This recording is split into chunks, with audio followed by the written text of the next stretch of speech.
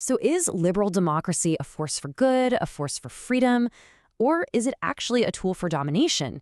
A really powerful argument made recently at the Oxford Union makes a compelling case for the second one, especially when you look at its impact on the global south. Today, we're going to break that argument down piece by piece. Okay, so the whole argument really kicks off with this critical idea. Think about it like this. An ideology is like a hammer. By itself, it's just a tool. But in someone's hands, that hammer can build a house, or it can smash a window. The speaker is insisting that we have to judge liberal democracy not on its beautiful design, but on what people have actually done with it.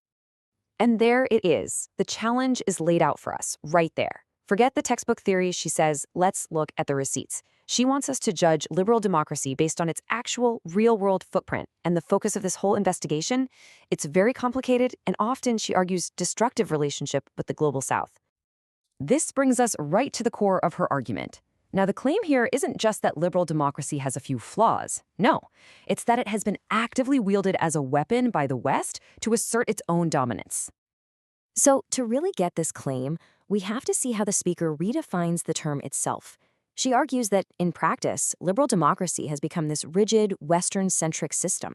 It doesn't just offer up values like freedom, it basically dictates the only correct way to define and practice them. And this, according to the speaker, leads to a huge problem. It creates a hierarchy. Any society that doesn't neatly fit into this very specific Western model gets a label slapped on it. Backwards, illiberal. And that essentially creates the perfect justification for intervention, all under the noble-sounding cause of saving them. All right, so the first major piece of evidence for this claim?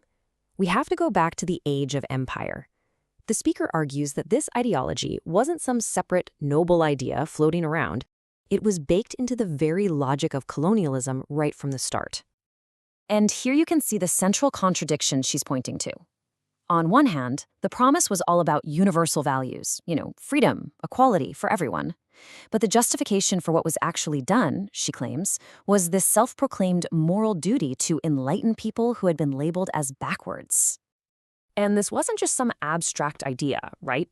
The speaker argues it was a recurring playbook. From Britain and India to France and Algeria, and even in much more recent interventions like in Afghanistan, the pattern is the same, a justification rooted in a supposed moral superiority. But the argument doesn't stop when the formal empires end. Oh no, the speaker claims that the domination just changed its clothes. It shifted from military conquest to a new kind of control through economic policy and international finance. So how did this work? Well, the mechanism for this economic control is laid out as a three-step process. First, you offer aid. Then, you attach a whole bunch of strings to that aid, forcing nations to open up their markets to so-called free trade. And finally, you impose policies like deregulation and privatization that, the speaker argues, really only benefited Western corporations. And the alleged outcomes of this whole system, well, they were just worlds apart. The West got access to cheap resources, cheap labor, and brand new markets. Meanwhile, in the global South, local industries, which just couldn't compete with these established global giants, often collapsed entirely. And this is absolutely crucial to her argument. This massive inequality wasn't seen as some accident or an unfortunate side effect. No, the speaker says this was the system working exactly as intended, resulting in what she calls the greatest peacetime transfer of wealth in all of human history. And to make that abstract idea of a wealth transfer incredibly concrete, the speaker puts a number on it, a staggering number, $152 trillion.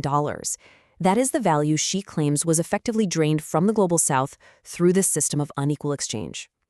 Okay, so beyond the economic control, the final pillar of this argument is a charge of just profound political hypocrisy. The claim is pretty simple. While the West was preaching democracy to the rest of the world, its own actions were often directly undermining it. To back this up, she cites a really startling figure. She points to research showing more than 70 instances, 70, where the U.S. alone has tried to overthrow governments or influence the elections of other nations, often targeting leaders who just didn't serve its strategic interests. And this alleged pattern of intervention, it goes back decades. The speaker points to examples like the 1953 coup in Iran that overthrew a democratically elected leader, and the 2011 intervention in Libya.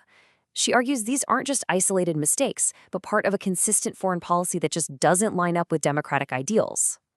So all of this evidence, the historical, the economic, the political, it all builds to this final, really powerful dilemma that the speaker puts directly to her audience. And here's the choice she presents. After everything we've heard, is liberal democracy just an ideal that's too weak to stop powerful nations from committing these abuses? Or is it something more cynical? Is it just an ideological mask that was designed all along to legitimize domination? But in the end, the speaker argues that maybe debating between those two options kind of misses the point. Because whether the ideology is just weak or whether it's a deliberate mask, she says the result for the Global South has been exactly the same, a long history of domination. And so, this whole powerful argument leaves us with a really fundamental question to chew on. When we judge any ideology, what actually matters more? Its highest stated ideals or its real-world results? Which one is the true measure of its value? That's really the question at the heart of this entire debate.